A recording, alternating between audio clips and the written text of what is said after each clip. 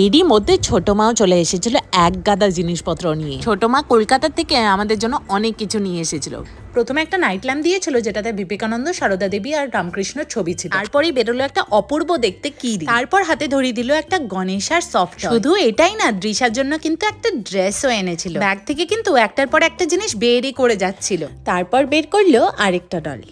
ডলটা কিন্তু ভীষণই কিউট। আমি জানি তোমাদেরও খুব পছন্দ হবে। দেখো, না না, তোমরা কিন্তু ভেবো না যে শেষ হয়ে গিয়েছে, এরপরে আরও ছিল। এগুলো তো ছিল শুধু দৃশার, আর এরপরে বের হলো আমার জিনিসপত্র। প্রথমেই দিয়ে দিল আমাকে একটা কাফতান কুর্তি। কুর্তিটা ভীষণই সুন্দর ছিল, আর এটা আমি অনেকবার পরেও ফেলেছি। আমরা যখন ছিলাম না তখন কুর্তি কাকু গিয়েছিল বাংলাদেশে একটা ট্যুরে, তো বাংলাদেশ থেকে কুর্তি কাকু নিয়ে এসেছিল এই ঢাকায় জামদানিগুলো। এগুলো কুর্তি কাকু আমার 3 ননদ আর আমার জন্য এনেছিল। এতগুলো গিফট পেয়ে একদম পুজো পুজো ফিল হচ্ছিল। দৃশাও কিন্তু ওর পুতুলগুলো পেয়ে বেশ খুশি হয়েছে।